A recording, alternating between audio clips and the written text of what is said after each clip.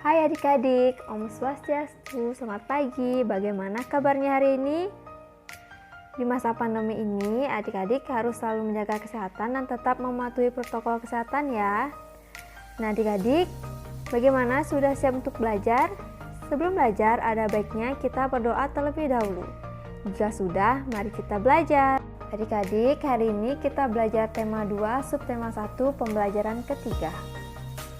Semua makhluk hidup memerlukan oksigen untuk bernafas. Oksigen tersedia melimpah jika lingkungan kita bersih dan banyak tumbuhan hijau. Menciptakan lingkungan bersih dan banyak tumbuhan hijau menjadi tanggung jawab kita.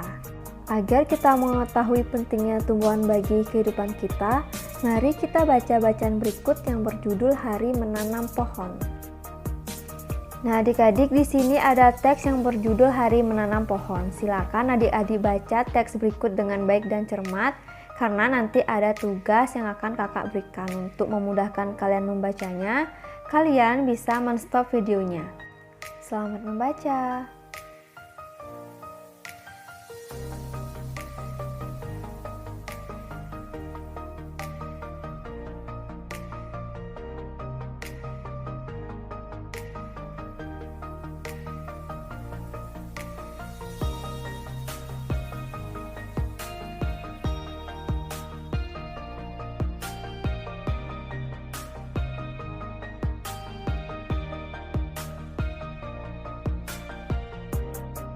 Nah adik-adik, berdasarkan bacaan Hari Menanam Pohon, kita dapat melengkapi peta pikiran berikut ini. Di peta pikiran ini ada beberapa pertanyaan mengenai Hari Menanam Pohon. Jadi dari pertanyaan tersebut, kalian dapat memperoleh informasi mengenai Hari Menanam Pohon. Misalnya ada pertanyaan kapan, kalian bisa membuat soal kapan Hari Menanam Pohon diperingati. Dan adik-adik harus buat juga jawabannya, yaitu Hari Menanam Pohon diperingati pada tanggal 28 November. Untuk pertanyaan berikutnya, kalian bisa buat sendiri ya, dan jawaban dari pertanyaan tersebut dapat kalian peroleh informasi mengenai Hari Menanam Pohon. Menjaga lingkungan sekitar dengan cara menanam pohon merupakan salah satu tanggung jawab kita sebagai warga masyarakat. Semua warga masyarakat mempunyai tanggung jawab dalam menciptakan kenyamanan dan keamanan lingkungan. Adik-adik, tahukah kalian apa saja tanggung jawab kita sebagai warga masyarakat? Untuk mengetahuinya, mari kita simak penjelasan berikut. Tanggung jawab sebagai masyarakat. Tanggung jawab merupakan sikap terpuji yang hendaknya dimiliki setiap individu. Sikap tanggung jawab mencerminkan nilai karakter setiap individu. Jadi, karakter seseorang tercermin dalam sikap tanggung jawabnya, baik terhadap diri sendiri, orang lain, masyarakat, maupun bangsa dan negara. Apa makna tanggung jawab dan apa saja jenis tanggung jawab sebagai warga masyarakat? Samakah tanggung jawab dengan hak dan kewajiban sebagai warga masyarakat? Orang yang bertanggung jawab dapat dikatakan sebagai orang yang berkarakter. Lalu, apa itu tanggung jawab? Tanggung jawab adalah sikap dan perilaku seseorang untuk melakukan tugas dan kewajibannya yang seharusnya ia lakukan baik terhadap diri sendiri, keluarga, masyarakat, lingkungan, baik alam, sosial dan budaya, negara maupun Tuhan Yang Maha Esa. Menurut Kamus Besar Bahasa Indonesia, menafsirkan arti tanggung jawab adalah keadaan di mana wajib menanggung segala sesuatu. Setiap individu mempunyai tanggung jawab bersifat kodrati, yaitu menjadi bagian dari kehidupan manusia. Adapun jenis-jenis tanggung jawab sebagai berikut. Yang pertama yaitu tanggung jawab terhadap diri sendiri. Yang kedua, tanggung jawab terhadap keluarga. Yang ketiga, tanggung jawab terhadap masyarakat. Yang keempat, tanggung jawab terhadap bangsa dan negara. Yang kelima, tanggung jawab terhadap Tuhan. Mari kita bahas satu persatu. Yang pertama, tanggung jawab terhadap diri sendiri. Tanggung jawab terhadap diri sendiri menuntut kesadaran setiap orang untuk memenuhi kewajibannya sendiri dalam mengembangkan kepribadian sebagai manusia pribadi. Contohnya, Evi mendapat pekerjaan rumah dari ibu guru untuk dikumpulkan esok hari. Akan tetapi, Evi justru menghabiskan waktu untuk menonton acara televisi. Evi tidak mengerjakan pekerjaan rumah. Esok harinya Evi ditegur bu guru dan Evi mendapatkan sanksi. Berikutnya yaitu tanggung jawab terhadap keluarga. Dalam sebuah keluarga, tanggung jawab anggota keluarga menyangkut upaya menjaga nama baik keluarga, meningkatkan kesejahteraan keluarga, dan menjaga keselamatan keluarga. Contohnya, seorang ayah bekerja keras untuk menafkahi anggota keluarganya demi memenuhi kebutuhan pendidikan anaknya. Ayah tersebut telah melaksanakan tanggung jawabnya sebagai kepala keluarga. Jika kamu sebagai seorang anak bersikap disiplin dan sungguh-sungguh dalam belajar, berarti kamu melaksanakan tanggung jawab terhadap keluarga. Selanjutnya, kita akan bahas mengenai tanggung jawab terhadap masyarakat.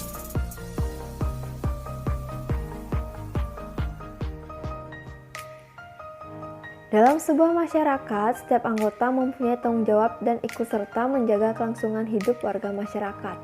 Oleh karena itu, segala tingkah laku dan perbuatan setiap anggota masyarakat hendaknya dapat dipertanggungjawabkan kepada masyarakat.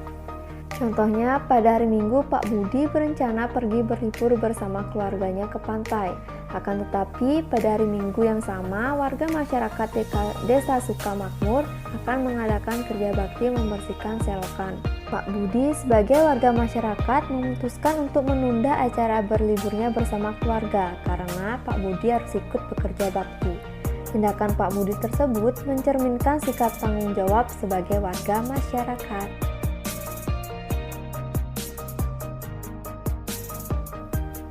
Yang keempat, tanggung jawab terhadap bangsa dan negara. Individu sebagai warga negara hendaknya dapat mempertanggungjawabkan segala tindakan dan tingkah lakunya kepada bangsa dan negara. Contohnya, anggota tim nasional bulu tangkis Indonesia berusaha sekuat tenaga untuk mengharumkan nama bangsa Indonesia. Mengharumkan nama baik bangsa Indonesia di mata dunia menjadi tanggung jawab setiap warga negara Indonesia. Yang kelima, ada tanggung jawab terhadap Tuhan. Tuhan menciptakan manusia sebagai yang paling sempurna, mempunyai akal dan pikiran. Oleh karena itu, Tuhan menurunkan ajaran berupa perintah dan larangan bagi makhluknya, khususnya bagi manusia. Manusia bertanggung jawab untuk beribadah, menjalankan perintah Tuhan dan menjauhi larangannya. Contohnya, tanggung jawab manusia terhadap Tuhan Yang Maha Esa antara lain beribadah sesuai ajaran agama yang dianut. Pengertian masyarakat. Berdasarkan Kamus Besar Bahasa Indonesia, masyarakat merupakan sejumlah manusia dalam arti seluas-luasnya dan terikat oleh suatu kebudayaan yang mereka anggap sama. Jadi, dalam sebuah masyarakat terdapat aturan-aturan yang harus dipatuhi oleh setiap warga masyarakat. Pelaksanaan kewajiban mematuhi aturan-aturan dalam masyarakat ini menjadi tanggung jawab setiap warga masyarakat. Tanggung jawab sebagai warga masyarakat. Tanggung jawab sebagai warga masyarakat adalah tugas dan kewajiban yang harus dilaksanakan seseorang dalam kedudukannya sebagai warga masyarakat. Hidup bersama dalam masyarakat berarti hidup dengan orang lain dalam suatu tempat tertentu dan mempunyai kepentingan tertentu. Hidup bersama dalam masyarakat sangat penting karena Tuhan menciptakan manusia untuk saling melengkapi, saling bantu, dan saling menyayangi. Untuk menjaga hubungan baik dalam kehidupan masyarakat, setiap anggota masyarakat hendaknya sadar akan tanggung jawabnya sebagai warga masyarakat. Kamu telah membaca bacaan tanggung jawab sebagai warga masyarakat. Di pembelajaran sebelumnya, kita telah belajar tentang kondisi geografis Indonesia yang beragam. Kondisi geografis yang beragam menyebabkan beragam pula jenis kegiatan ekonomi masyarakat. Apa saja jenis-jenis kegiatan ekonomi masyarakat? Adapun jenis-jenis usaha ekonomi masyarakat yang pertama yaitu jenis-jenis usaha ekonomi masyarakat yang pertama agraris. Usaha agraris meliputi kegiatan pertanian dan perkebunan. Sektor usaha agraris terdapat di daerah perdesaan dan pegunungan. Berbagai jenis tanaman tumbuh subur dan menghasilkan banyak bahan pangan. Hasil pertanian dan perkebunan antara lain padi, jagung, ubi, kedelai, sagu, umbi-umbian, sayuran, dan buah-buahan. Selanjutnya ada jenis usaha ekonomi masyarakat yang kedua peternakan. Peternakan adalah kegiatan usaha budidaya hewan yang diambil hasilnya. Hasil peternakan terdiri atas daging, telur, susu, kulit, dan bulu. Jenis-jenis peternakan dapat dibedakan sebagai berikut. Yang pertama, peternakan hewan kecil, misalnya kelinci, kambing, domba, dan biri-biri. Yang kedua, peternakan hewan besar, misalnya sapi, kerbau, dan kuda. Yang ketiga, peternakan unggas, misalnya ayam, itik, burung, dan puyuh.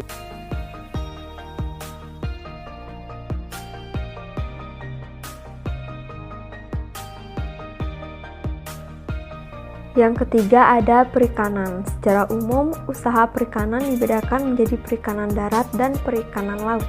Perikanan darat yaitu usaha memelihara dan menangkap ikan di perairan darat yang terdiri atas perikanan air tawar dan perikanan air payah. Selanjutnya ada perikanan air laut. Di Indonesia, usaha penangkapan ikan di laut dilakukan nelayan tradisional. Saat musim ikan, nelayan akan memperoleh banyak hasil tangkapan. Laut juga menghasilkan udang, kerang, rumput laut, mutiara, dan garam. Yang keempat ada pertambangan.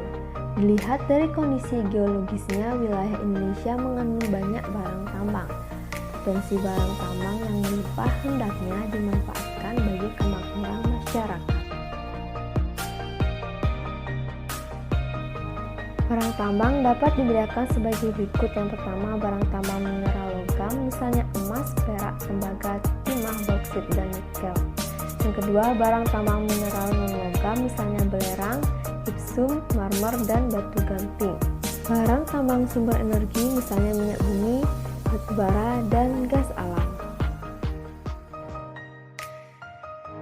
Selanjutnya yang kelima ada kehutanan. Hasil hutan Indonesia antara lain kayu jati, menti, ulin, damar, dan rotan. Selanjutnya ada perdagangan. Perdagangan adalah kegiatan membeli barang dagang dan menjualnya kembali kepada konsumen. Melalui kegiatan perdagangan, pedagang akan memperoleh keuntungan dari selisih harga jual dan harga beli. Kegiatan perdagangan tidak hanya mencakup satu daerah atau satu negara, akan tetapi kegiatan perdagangan dapat dilakukan antar negara. Secara ekonomi, kegiatan perdagangan antar negara ditandai dengan ekspor dan impor. Ekspor adalah usaha menjual barang dari dalam negeri ke pasar luar negeri, sedangkan impor adalah usaha memasukkan barang dari negara lain ke pasar dalam negeri.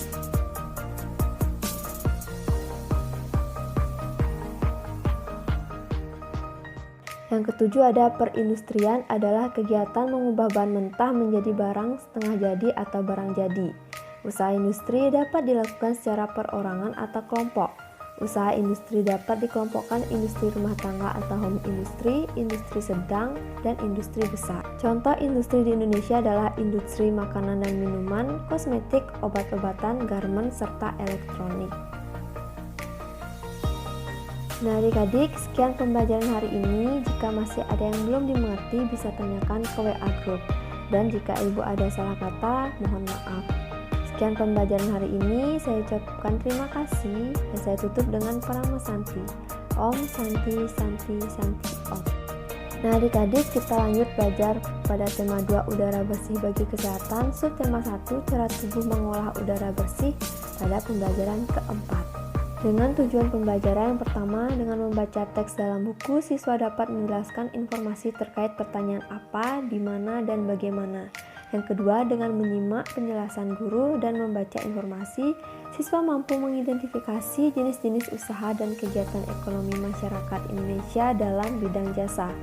Yang ketiga, dengan dipandu melalui WhatsApp Group, siswa dapat menyajikan satu produk unggulan dari daerah setempat yang mempresentasikan jenis-jenis usaha dan kegiatan ekonomi masyarakat setempat. Ada bermacam-macam jenis usaha, yaitu memanfaatkan sumber daya alam seperti pertanian, perkebunan, kehutanan, perikanan, dan pertambangan. Ada pula jenis usaha lain, yaitu memanfaatkan sumber daya alam, yaitu usaha pariwisata.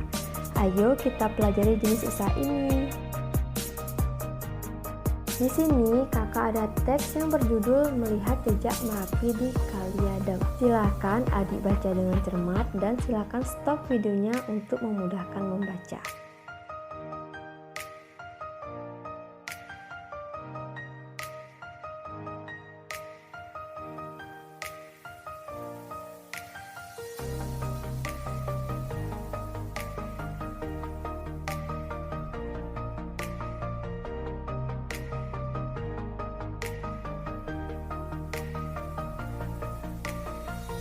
Berdasarkan bacaan melihat jejak Kaliadem, coba kalian buat kalimat tanya dengan kata apa, di mana, dan bagaimana untuk kalian dapatkan informasi dari bacaan tersebut.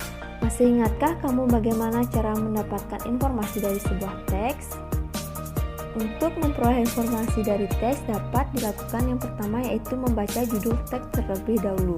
Kemudian membaca isi teks dengan cermat agar kalian paham dengan isi bacaan.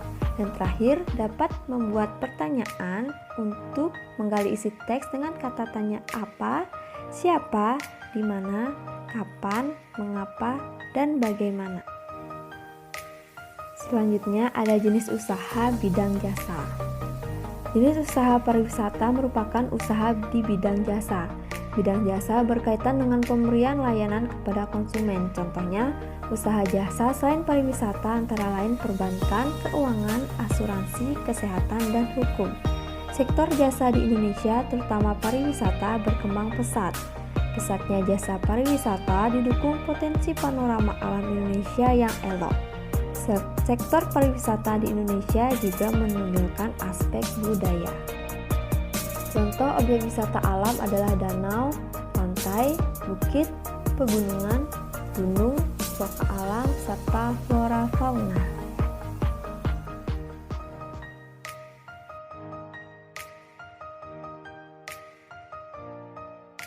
Selanjutnya, contoh objek wisata budaya adalah kesenian daerah, upacara adat, keraton, dan candi.